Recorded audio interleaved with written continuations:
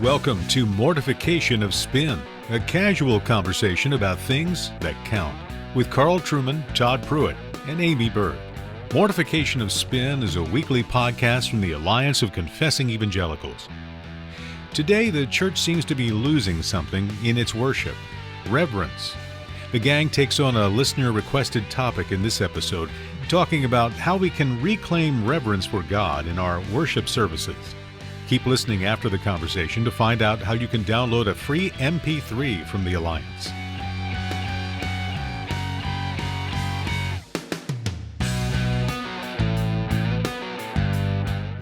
Well, great to have you with us today on Mortification of Spin.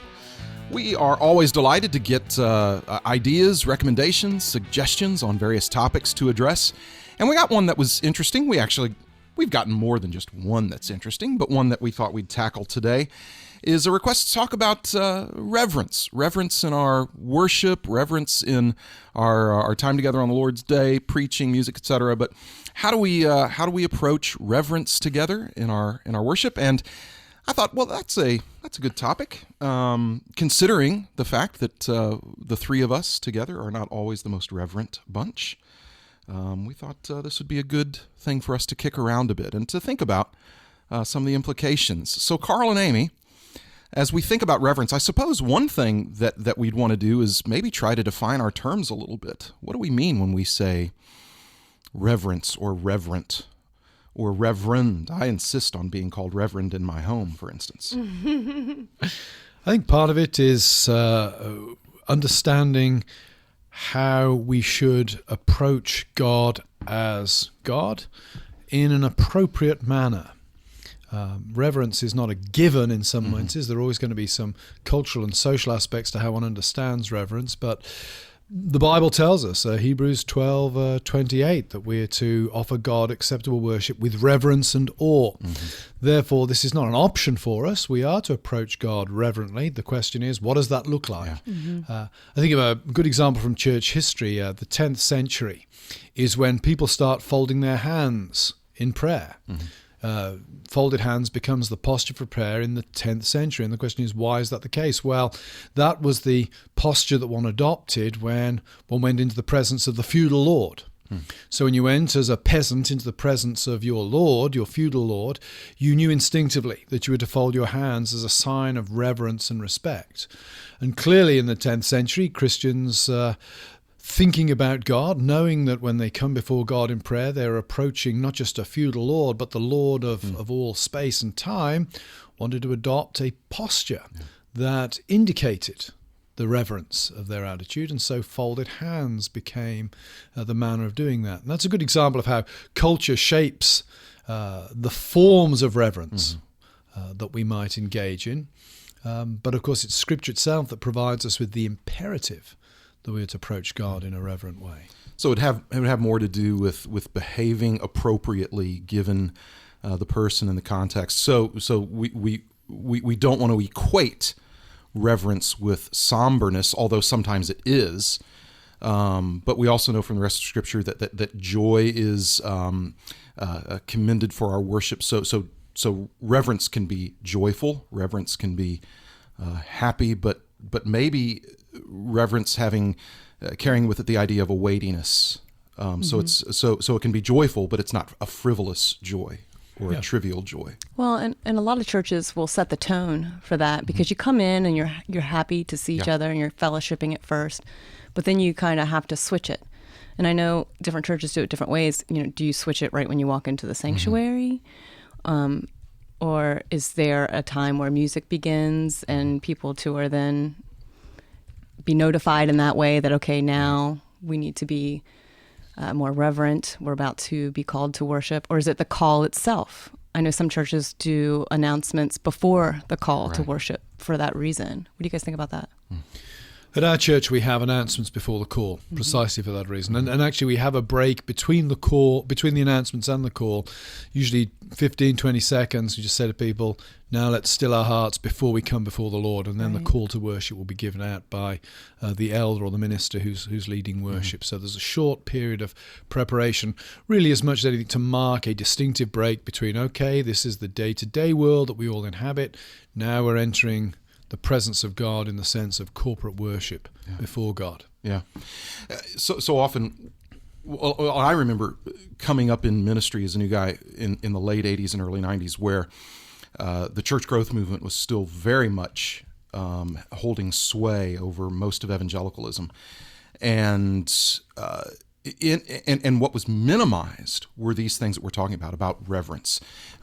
What became the norm or the prescription was, how do we make sure that distinction, Carl, that you just mentioned, is diminished? We want people to kind of ooze into it like you would ease into a warm bath. We don't want anything to shock or to change or to challenge. And that's why so often churches would kind of ease you in through a variety, through maybe some pop music. By the time the sermon came around, the pastor would always open up with a joke to minimize that there's anything actually special or different about those corporate gatherings. And of course, we lost much as a result of that sort of shift away from reverence, if you like. What do you think, too, about dress? I mean, so Carl's talking about the folding of the hands. I've never worn one. But the folding of the hands being a cultural way to show reverence, what do you think are our cultural ways to show reverence? I think that there's been a definite reaction from the starchy, outward righteousness that so many churches had, where inwardly they weren't truly reverent or holy. Yeah. So, well, I just know that one time I showed up at Carl's church to preach on a Sunday evening, and I didn't have a tie on, and Carl almost got fired, I think, that weekend for that or something. Well, I've quoted my elder, Richard Gaffin, on you on a number of occasions on this program, I think. I do think that as my example from feudal Europe in the 10th century, there's definitely a cultural context to what is reverent and what isn't. And part of the problem today is I think we live in a fairly irreverent age. We live in an age that's quite anti-hierarchical, which is very casual, even in the business world now. Suits and ties, which would have been standard 25 years ago, the Steve Jobs of this world have set a very different aesthetic for the successful businessman. So in some senses, I think it's hard to navigate those waters in an absolute sense. I guess I'm less concerned about the way people dress than what we might describe as the more liturgical aspects of worship. At my church, there is no dress code.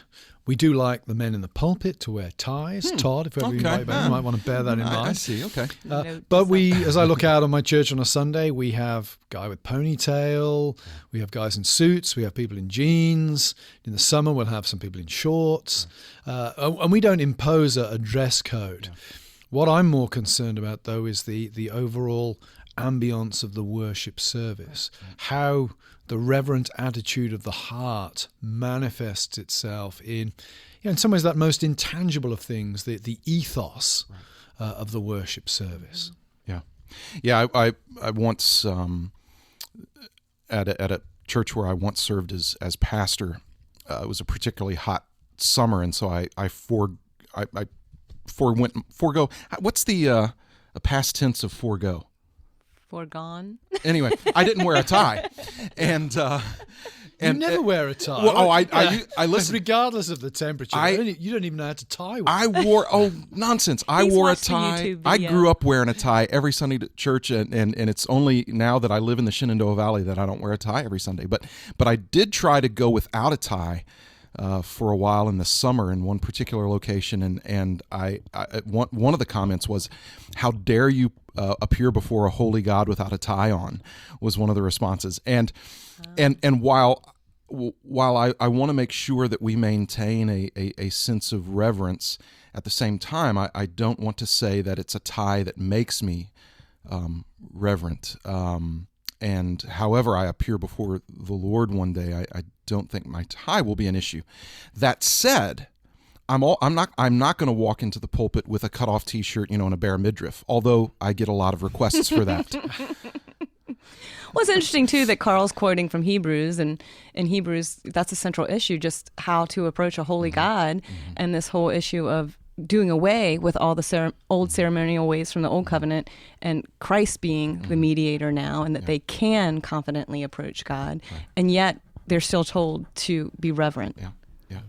And when we look at Paul's letter to the church in Corinth, when he's talking in 1 Corinthians 14 about an unbeliever or an outsider coming into the church during this prophesying that's going on, what is meant to happen? They're meant to be convicted. They're meant to fall on their face because they're being called to account. They're in the presence of a holy God. The church, in the way it conducts itself in a worship service, is somehow to communicate the holiness of the God which the church is worshipping, such that an unbeliever is struck by it. Which, incidentally, I think, to be quite honest, drives a stake right the way through the heart of the seeker-sensitive movement. Yeah, because the absolutely. seeker-sensitive movement is predicated on people being comfortable in church.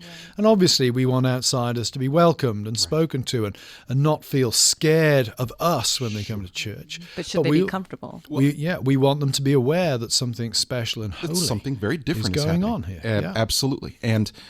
And that, I mean, we use a particular language. We have a biblical vocabulary that the unbeliever is not going to know everything. I mean, one of the things that we try to explain every once in a while to those who are with us that perhaps aren't believers yet is that, you know what, you're going to hear and see some things that might be brand new for you, that you may not fully understand, and that's okay. We're not doing this to make you uncomfortable, but this is how we worship, and we have a vocabulary, we have practices that are different from what you see in the world. And yeah, you're right. The whole seeker-sensitive movement was to make sure that there was no mystery whatsoever to the corporate worship of God's people, and that's problematic. So, Carl, you preach most every week. I preach. One of the things that is oftentimes a lot of pressure is put on preachers to be really funny. Now I'm very funny, Carl. You're not funny at all, and so I know that's a problem. But you're in the OPC, where Funny looking. So funny looking. That makes it a little harder for him. How's your face feel? Well, it's killing me. Have you finished? Anyway, but there is My a lot. wife listens to this program, and she will be crying at this point. But there's a lot of pressure for preachers to be funny. Now, Mark Driscoll once famously said that he got a lot of his took a lot of his cues on how to preach from stand-up comics, and he's certainly not alone in that. So oftentimes you'll have a preacher get up after the congregation has been singing, and the first thing he does is crack a joke to kind of break the ice so he can start preaching. Well, so what's our thoughts in regard to humor from the pulpit, humor during a sermon? One thing as a congregant that, yes, we expect reverence from the pastor as well, but we also don't expect robots. Yeah. And so while that needs to be held up, we also know that we're human. And Jesus spoke with humor, and not that you should aim to have a funny sermon by any means, but your voice comes out in the sermon as well. And so I think there's appropriate times for something to go in there. And what do you think, Carl and Todd? Do you guys joke from the pulpit ever, or? I think I would make a theological case. So the trouble with humor is as soon as you try to explain it or analyze it, it ceases to be funny. Right. But I think I would make a theological case for humor being an important part of reflecting the fallenness of this world. I think Luther was very good on this. That when you look at the fallen world, one can see it as tragedy, one can also see it as farce. And there is a very close connection, of course, I think often between tragedy and farce. So on the one hand, I think if you're reflecting reality, then there's going to be some humor. As you expose the absurdities of human pretensions to be God in a fallen world, there's going to be some humor there. Secondly, on a sort of separate strand, I would say humor can have a powerful pedagogical purpose. When you think of the parables of Jesus, quite often they contain a kind of sting in the tail. They rely on the same sort of dynamic that a good joke does. There's a sudden unexpected reversal where expectations are turned upside down. And the use of absurdity at times. Use of, a camel passing through the eye of a needle, for example, is in some ways a humorous or witty image. So I think a preacher could certainly use humor pedagogically think there are some things that need to be avoided. Humor should not be used to draw attention to the preacher himself. Yeah. Humor should generally be used in a self-deprecating way, so that if anybody is going to be the butt of the joke, it should be the preacher himself. It shouldn't be a member of the congregation or a member of his family. But I think humor can be used pedagogically to make a point, and often making a point in a way that forces people to think for themselves by reversing expectations, forcing people to think for themselves. And when people think that way, they tend to learn lessons better than if you're just hammering them with propositions. So I think a skillful use of humor can be very useful. I agree with Todd, though, the sort of what seems to me to be a peculiarly American practice of starting your sermon with 2 or 3 minutes of jokes just to get people relaxed. That's not appropriate. Humor should be used as a sermon illustration should be used in order to make a specific point, not in order to just win favor or win a hearing. Yeah, I agree, and I guess one of the things that goes through my mind when I stand up to preach and I invite the congregation to turn to the particular text in their Bible, that's a holy moment, if you like. We're getting ready to hear, quite literally, the Lord speak to us through His Word, and that just doesn't seem to me to be the time to crack a joke. Now, I may, after I read the text and I begin to make a few introductory comments, every once in a while, I'd say maybe 3% of the time, that introductory comment may be an observation that is humorous to some, but the standard excuse for that sort of humor to kick off a sermon, do some jokey type things, as I've got to break the ice at this point, or we've been really serious singing and now we come to the funny part, the sermon. That's a really, I think, unfortunate misunderstanding of the preaching. Now, all three of us are a part of the Presbyterian Church. I'm in the PCA. You two are with the OPC. I think they have 1 or 2 congregations in the country. And see, use of humor. And yeah, that was absolutely hilarious. I'm sure our listeners are in fits of laughter after that one. Thank you very much. I'll be here all week. Anyway, is this thing on? But one of the things that you'll see every once in a while that drives me a bit crazy is when we baptize a baby. I know babies are cute. Well, some of them are. Some babies are cute. And we have people in the congregation who kind of ooh and awe when the baby comes up. And I think it's so important in that moment that the man who is performing the baptism not make jokes about the baby or just how cute this is. And I've seen some of that, and it just makes me want to crawl out of my skin in those moments. Because I think those are times that should be particularly held in reverence, if you like. I know the baby's cute. I know that the baby might do something cute or funny or that kind of thing, but I think the man who's entrusted with performing that baptism needs to be careful to help keep the congregation in a spirit of reverence in that time. Though I think sometimes humor can be helpful. I mean, if you're in a congregation like Cornerstone, where we have a lot of mothers with young babies, and we encourage mums to be in the service with their babies, and I know that can be tough. The kids can play up, can cry.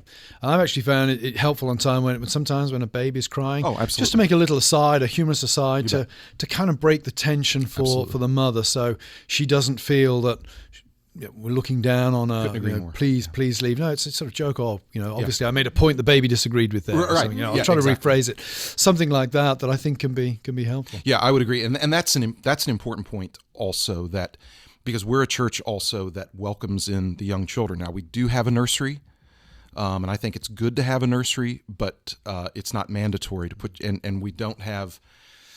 We welcome all the kids in, and that means there's going to be some wiggling and a noise every once in a while, and that sort of thing. And in those moments where it's just something that you can't avoid because it's so loud or that kind of thing, to make sure that parent is not shamed in that moment, and that we acknowledge, you know what, we're a church that self-consciously welcomes our little ones. into the corporate worship. Babies don't quite know about reverence yet. Absolutely, absolutely, and to make sure, and so humor can have an affirming. It could be a great way to affirm those families and to help instruct our own churches that. Look, we're not all 47-year-old men sitting here. We've got some little ones also. Well, how about this? The woman who wrote in mentioned that sometimes there's just an awkward, funny moment during the service. You want to be reverent. Mm-hmm. Have you ever had one of those moments where, I know I've had several. One, I did a much better job keeping my cool than the other one. Yeah, I don't know. There's sometimes just rare moments. Yeah, sometimes there are bodily functions that just cannot be ignored. I've seen some of that. I remember a very sweet moment. There was a little girl in our congregation. She was just 4 or 5. She's actually the daughter of a man who's now an OPC pastor. Uh-huh. And I'd been away for a couple of weeks, and she was a big fan of mine. She would always come running up and give me a hug when I arrived in church. And it was one evening I arrived for evening worship, and I'd been away that morning. And the call for worship goes up, and the little girl turns around, sees me on the back row, shouts at the top of the voice, "It's you!" Comes running up and jumps onto my lap. And the congregation collapsed in laughter. And the person presiding said, "Okay, I think we need to start again." And actually gave another call to worship. And I thought that was, on one hand, I wouldn't want that happening every week, But on the other hand, I didn't think... It was inappropriate to do that. I think it was a humorous moment, and absolutely, it warmed my heart to know that somebody in the congregation was glad to see me. But this little girl was also convinced that I drove a car like Barbie's Ken, which absolutely mortified me, I have to say. But anyway, that's a story for another day. She loved him for his car. Well, that's a great point, because not about you being a Ken doll, but Jesus welcomed children into his presence, rebuked his disciples for keeping them out. Well, why did the disciples want to keep the children out? Well, because they're distracting. And Jesus welcomed them in, fully aware that children can cause some distractions from time to time. And so I think that situation that you described is a great example of some of the beautiful, appropriate things that can happen in a service where we rightly welcome our little ones in. And that it can happen. Allows us to show our humanity. Absolutely. Now, Amy, you're on the sort of receiving end of sermons, etc., week by week. Irreverence. What do you think about humor? Do you find humor tiresome from the pulpit? Occasionally tiresome? My pastor uses humor with illustrations sometimes. It's nothing forced. And one thing that I really appreciate about that is that my children, it keeps them in tune to the sermon a little better. Those absurdities in an illustration, even animated, it draws them in. And if I hear my son chuckle in the middle of a sermon because he got the joke, I'm warm inside, because I'm thinking he's paying attention. He's following this. He actually gets the illustration of what he's saying right now and is making a connection. So I think that humor in the proper form is one way to really preach to all the ages, because you can keep the attention of the young ones in there as well. Right. One thing that just came to my mind about this, because mentioning children brought this to my mind. I don't know when this will air, but as we're recording this, I'm doing a 4-week series dealing with homosexuality and sexual ethics. And one of the things I promised parents is that there would be no crassness, no humor, no jokes, no graphic speech at all. And I'm even checking the use of the word sex and sexuality. So I'm saying things like physical intimacy rather than some other, just to make sure that parents who have their kids in there are not going to be scandalized by the material, but that material is going to be handled in a reverent way, and that it not become a means for an inappropriate joke to be made or some unintentional humor or that kind of thing. I think content-wise as well, we need to watch it on that. Yeah, we need to make sure that humor is not hurtful. Right. Humor has to be pedagogical. Yeah. Sometimes humor can be hurtful, and Sometimes it's necessary, perhaps, but probably not in the pulpit. The pulpit is too scattergun a context for humor that has a real sting. Sometimes it can be good in polemics to have a good sting, but the pulpit is generally not a place for polemics. Yeah, when Jesus engaged in that, it was generally with a confrontation with certain people, not as he was teaching the masses. Yeah, and I think that's a good guideline for us. Well, hopefully this discussion has, if not solved the problem of what is transcendently reverent as an action in every place and every time, has at least indicated that reverence is a biblical imperative, and it behooves us all in our specific context to work out what is reverent in our day and age, and how can that be reflected and embodied in the liturgical practices and the atmosphere, the ethos of the churches to which we belong. And also we've tried to make the point that reverence does not exclude humour. Humour has a pedagogical value. Humour can burst human pretensions. Humour can highlight the absurdity of life in a fallen universe. And humour can drive people to think about deep things for themselves by reversing their expectations, bringing them up sharp, and making them confront certain realities that perhaps had been domesticated. Perhaps they'd become so familiar with they no longer truly understood in their profundity and all of their implications for life. So we hope this podcast has been helpful to you, and we look forward to being with you next time. Please visit our website, mortificationofspin.org, where you'll find more resources on this and other topics.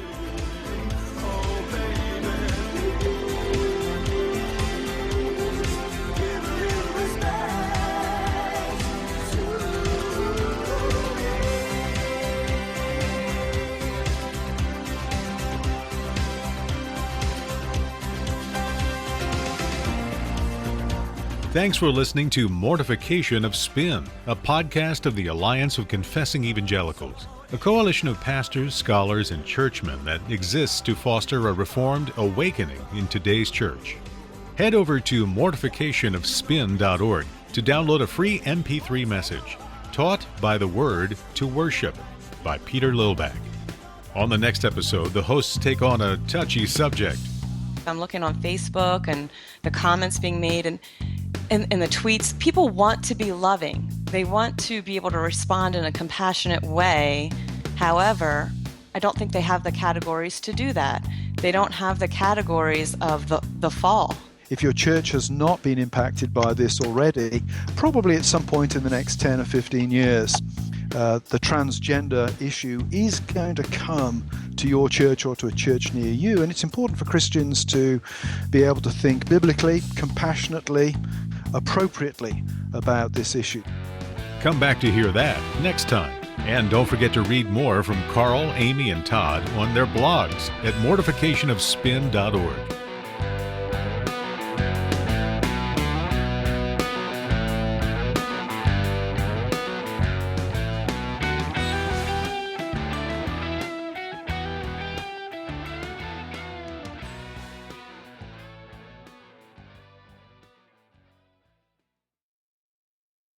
Just when I think you finally couldn't redeemed get more yourself. stupid, you go and totally redeem yourself.